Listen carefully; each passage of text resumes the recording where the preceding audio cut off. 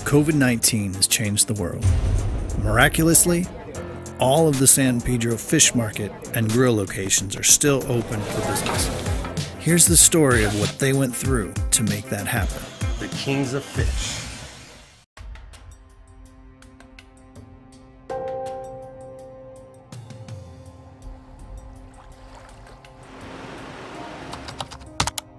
Third-party deliveries and takeout are finally starting to run smoothly, but that's not enough business for a restaurant used to serving over 10,000 people on a weekend.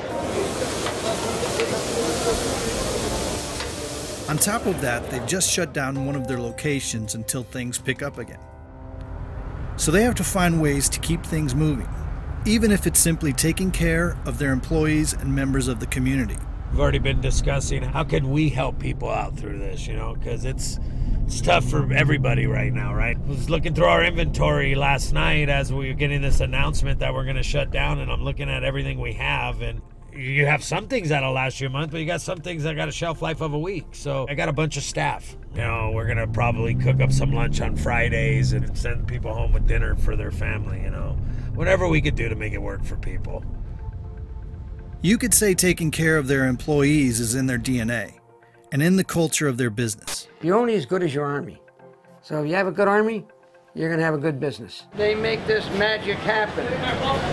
Maria, how many years you work here? 30.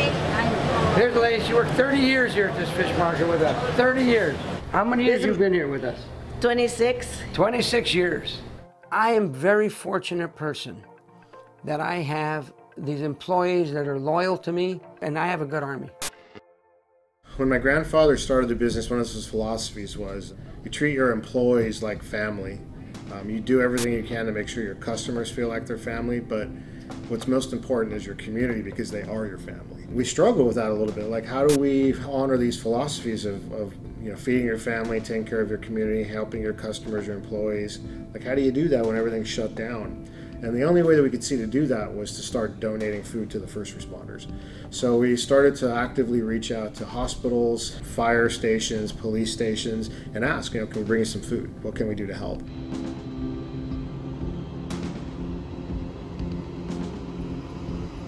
I can't even imagine working in a hospital and seeing what they're going to see or what they're going to go through. So, to put a smile on someone's face, give them some lunch, good feeling. So we'll do that as much as we can. And hopefully we get through this thing pretty damn quick and we get back to normal before you know it. So.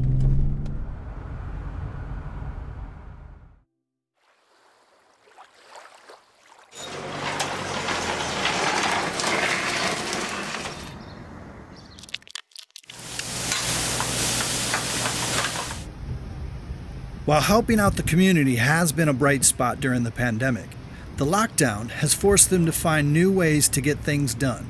And so the team now relies more and more on video conferencing. I'm muted. Hi, John. There we go. Better? You gotta love technology. Sorry, had issues. I couldn't get on. And all the awkwardness it brings. There we go. Nice. Hi. Can you guys hear me? Hi. Yep. Hi. I couldn't get on. It was giving me issues. Mike still has bedhead. That's how my hair always looks nowadays. At least he's got a shirt on. Are you in the bathroom right now? There's rumors that Junior has gotten on a few times, and let's just say, forgotten the camera was on. Keep your shirt on, mister. We're all here. How's everybody doing? Good. Pretty good. Mike Ungaro, why don't you start us off? Business that went down, so we've got to come up with some ideas to get us through the next few weeks. And every Tuesday we do our level 10 meetings with our leadership team. And you check in, you check over a scorecard, which is certain metrics that we're using. We talk about the legacy stores and the new stores and then the e-commerce, and work out what needs to happen, what's working, what's not, and where we can be of help. Customer employee headlines. Does anybody have anything? I do, if nobody else does. I just keep getting really good feedback from the donations from Vicki, from the hospitals and the fire departments, just how incredibly grateful they are for everything that we're doing. They're just really, really impressed and grateful that we're providing that to them.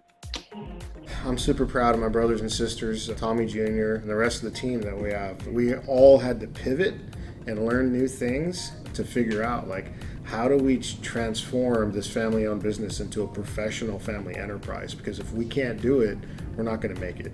And a lot of businesses aren't going to make it through this. And it's tragic and it's terrible, and I'm figuring out everything I can to help them.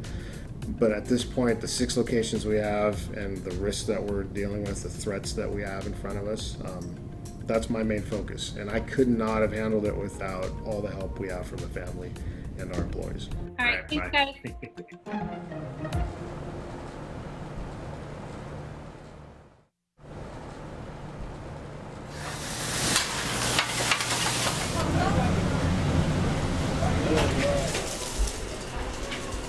Hey, what's up with all the... Oh, hey,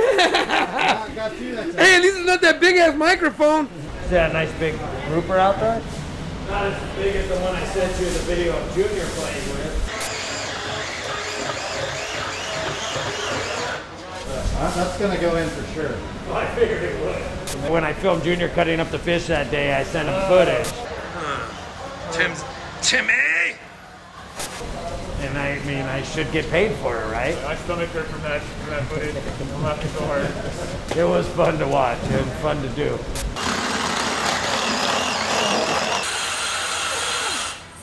That's the man, Leatherface, with the salsa. Put back that fish face on, that would look great. Yeah, look at that. You still trying to make people laugh? It's kind of important to make people I laugh. try to. I try with the customers when they come in. Like when they were all watching the black sea bass get cut up. Oh, I got some. They're like, we needed that. Everybody was so sad, so I put on a little show for the kids, and everybody's laughing. So it was pretty good. I needed a laugh too. I haven't really laughed in 6 months. It's been brutal. It hasn't been 6 months, but perhaps these last 2 months have felt that long. It's been a tough and emotional road, especially when Junior isn't laughing. The Kings of Fish have done so much already to keep up with all the changes, and they've given all they have. But they'll have to dig in a little deeper in order to stay strong for not only themselves, but their families and all of their employees.